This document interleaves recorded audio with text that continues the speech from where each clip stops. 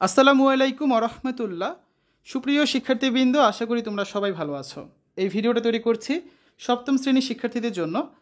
2024 সালের বার্ষিক পরীক্ষা অনুষ্ঠিত হবে ডিসেম্বর মাসে। তো বোর্ড থেকে এনসিটিভি থেকে বার্ষিক সামষ্টিক মূল্যায়ন নির্দেশিকা প্রকাশ করা হয়েছে।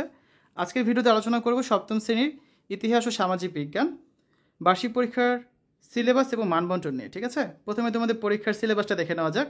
যে অধ্যায়গুলো পড়তে হবে: বাংলা অঞ্চল ও স্বাধীন বাংলাদেশ অর্থনৈতিক ইতিহাসের সন্ধানে 49 থেকে 64 পৃষ্ঠা, মুক্তিযুদ্ধের বিদেশি বন্ধুরা 75 থেকে 92 পৃষ্ঠা, সামাজিক রাজনৈতিক কাঠামো ও রীতিনীতি 93 থেকে 118 পৃষ্ঠা, টেকসই উন্নয়ন ও আমাদের ভূমিকা 132 থেকে 158 পৃষ্ঠা এবং সম্পদের কথা 159 থেকে 175 পৃষ্ঠা। এগুলো তোমাদের কিন্তু পড়তে হবে। তো এখন আমরা দেখব মূল্যায়ন কাঠামোতে শিক্ষণকালীন মূল্যায়ন 30% আর সামষ্টিক মূল্যায়ন 70%। এই মোট তোমাদের 100%। তো প্রথমে সামষ্টিক মূল্যায়নে 70% নিয়ে আলোচনা করি। 100 নম্বরের একটা পরীক্ষা হবে, এটাকে 70-এ কনভার্ট করা হবে। 100-তে তুমি যদি 80 পাও, তার মানে 70-এ 56, 100-তে 70 পেলে 70 49, এভাবে করে। তো দেখো, বহু নির্বাচনী প্রশ্ন থাকবে 15টা, আর এক কথায় উত্তর থাকবে 10টা।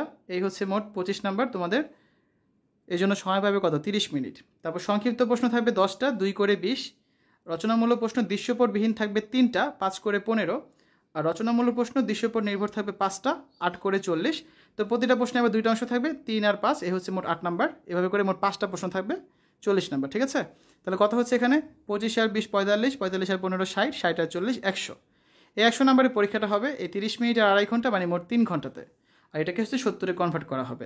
এবার দেখবো শিক্ষণকালীন মূল্যায়নের যে 30% নাম্বার, সেটা কীভাবে তোমাদের দেওয়া হবে। অ্যাসাইনমেন্ট বা ব্যবহারিক কাজ বা পোস্টার বা দেয়াল পত্রিকা, এখানে থাকবে 10 নাম্বার। তারপর অনুসন্ধানমূলক কাজ বা প্রকল্প বা প্রতিবেদন উপস্থাপন, এখানে থাকবে আরও 10 নাম্বার। তারপর শ্রেণী কাজ, একক কাজ, দলগত কাজ, ছক পূরণ, বক্স পূরণ, ফ্লোচার্ট অঙ্কন, এখানে থাকবে আরও 10 নাম্বার। ঠিক আছে, এই মোট 30 নাম্বার। এখানে কিছু নমুনা দেওয়া আছে, যেমন এই কাজগুলো দেওয়া যেতে পারে। ঠিক আছে, তবে এই কাজগুলি দেওয়া হবে তা কিন্তু না। এরপর একটা নমুনা প্রশ্নপত্র দেওয়া আছে, যার সাহায্যে তোমাদের শিক্ষকরা সেখান থেকে সাহায্য নিয়ে সেই প্রশ্নপত্রের মতো তোমাদের জন্য একটা প্রশ্ন তৈরি করবেন। কোনোভাবেই কিন্তু এই প্রশ্ন হুবহু ব্যবহার করা যাবে না, এই ধরনের প্রশ্ন তৈরি করতে হবে শিক্ষকদের। আমরা পরবর্তী ক্লাসে এই প্রশ্নটা নিয়ে আলোচনা করব। শিক্ষার্থীরা, আজকের এই ভিডিওতে তোমরা দেখলে সপ্তম শ্রেণীর ইতিহাস ও সামাজিক বিজ্ঞান বার্ষিক পরীক্ষার সিলেবাস এবং মানবন্টন নিয়ে আলোচনা। আশা করি ভিডিওটা তোমাদের কাছে ভালো লেগেছে। পরবর্তী ভিডিওগুলোতে আমরা তোমাদের বইয়ের বাকি যে বিষয়গুলো, সেগুলো নিয়ে আলোচনা করব।